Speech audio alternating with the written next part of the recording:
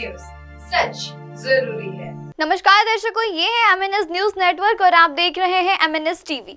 मैं हूं आपके साथ प्राची। तो आइए देखते हैं आज की कुछ खास खबरें। एक नजर डालते हैं आज की हेडलाइंस की ओर। MP में मोहन यादव के CM बनने पर कांग्रेस नेता अधीर रंजन का छलका दर्द, शिवराय के लिए कही ये बातें। JNU में राष्ट्र विरोधी नारे पर 10 तो धरने पर 20,000 का जुर्माना, नया आदेश जारी। देश को विकसित बनाने के तरीके खोजेंगे, मोदी जी ने किया नया आह्वान। आइए देखते हैं खबरें विस्तार से। MP में मोहन यादव के CM बनने पर कांग्रेस नेता अधीर रंजन का छलका दर्द, शिवराय के लिए कही ये बातें।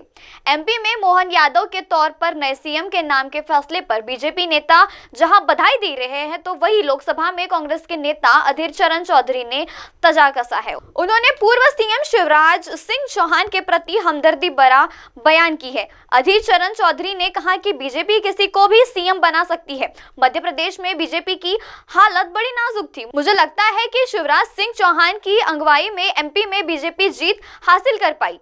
बीजेपी के इसका श्रेय PM मोदी को देना चाहिए था। लेकिन मैं कहना चाहता हूं कि अगर शिवराज सिंह चौहान नहीं होते तो बीजेपी के लिए मध्य प्रदेश में जितनी मुश्किल होता, व्यक्तिगत तौर पर सोचिए कि यह PM मोदी से ज्यादा शिवराज सिंह चौहान की जीत है। शिवराज सिंह चौहान की लाडली बहन योजना का चुनाव में असर हुआ। PM नरेंद्र मोदी जो भी बोले, लेकिन शिवराज सिंह चौहान नहीं होते तो मध्य प्रदेश में बीजेपी का जीतना मुश्किल होता। PM मोदी की जीत से ज्यादा से शिवराज सिंह चौहान की जीत है। मध्य प्रदेश में CM के नाम के ऐलान के साथ 2 DSP CM के साथ भी घोषित किए गए। राजेंद्र शुक्ला और जगदीश जेवड़ाल को DSP CM की कमान सौंपी गई। तीनों नेता 13 दिसंबर को राजधानी भोपाल में अपने पद की शपथ लेंगे। आइए बढ़ते हैं अगली खबर की ओर। JNU में राष्ट्र विरोधी नारे पर 10 तो धरने पर 20,000 जुर्माना, नया आदेश जारी। JNU प्रशासन के धारण प्रदेश को लेकर नया आदेश जारी किया है। इस नए आदेश के बाद छात्रों को कैंपस के अंदर धरना प्रदर्शन करना मुश्किल हो जाएगा।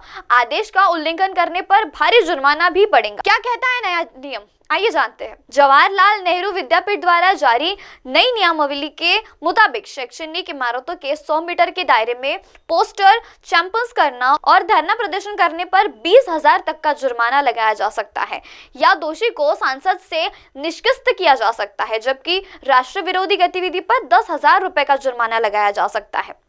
कहाँ लागू होता है ये नियम? शैक्षणिक इमारतों में कक्षाओं और प्रयोगशाला के अलावा विभिन्न स्कूलों के अध्यक्षों के कार्यालय में 3 और अन्य पदाधिकारियों के कार्यालय को शामिल किया गया है। इससे पहले उच्च न्यायालय के आदेश पर शैक्षणिक इमारत जिससे कुलपति, रजिस्ट्रेशन, प्रॉक्टर सहित शीर्षक अधिकारियों के कार्यालय है, उनके 100 मीटर के दायरे से प्रदर्शन कर रोक लगाई गई है। 100 मीटर के दायरे में रोक अब चीफ प्रॉक्टर कार्यालय की संशोधन नियमावली के मुताबिक विद्यापीठ के कक्षाओं के स्थानों पे साथ शैक्षणिक इमारत के 100 मीटर दायरे में भी यह रोक लगाई गई है।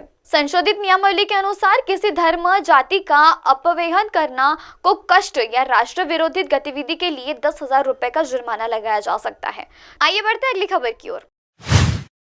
देश को विकसित बनाने का नया तरीका खोजेंगे PM मोदी। विश्वविद्यालय के कुलपति, संस्थानों के प्रमुख और फैकल्टी मेंबर्स को संबोधित करते हुए प्रधानमंत्री नरेंद्र मोदी ने सोमवार को कहा कि शिक्षक और विश्वविद्यालय भारत को तेज गति के एक विकसित देश बनाने के तरीके खोजने पर विचार कर रहे तथा इस देश के सुधार के लिए विशिष्ट क्षेत्रों की पहचान करें।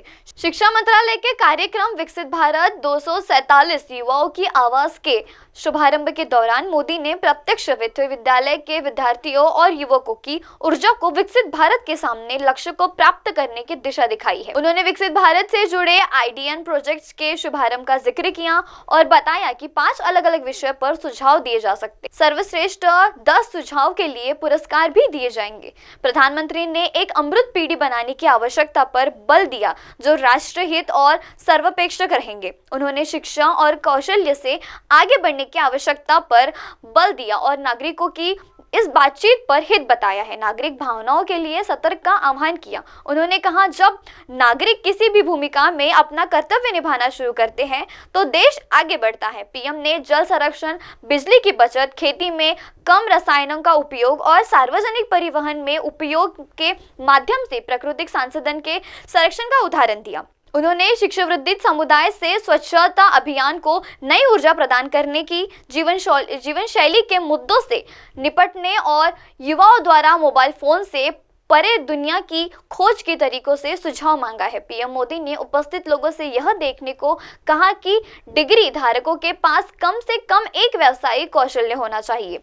उन्होंने कहा, आपको हर कैंप, हर संस्था और राज्य स्तर पर इन विषयों पर विचार मत की व्यापार प्रक्रिया को आगे बढ़ाना चाहिए। मोदी ने विकसित भारत के विकास की अवधि को एक परीक्षा की अवधि में उपमा देते हुए कहा कि लक्ष्य को पूरा करने के लिए आवश्यक अनुशासन बनाए रखने में विद्यार्थी का आत्मविश्वास, तैयार और स्मरण के साथ साथ परिवार के योगदान का भी उल्लेखन किया।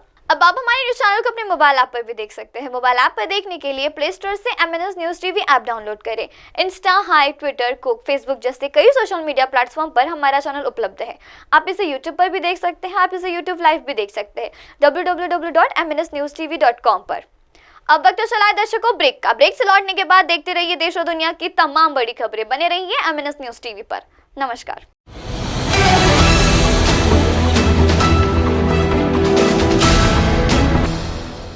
ये है MNS न्यूज नेटवर्क और आप देख रहे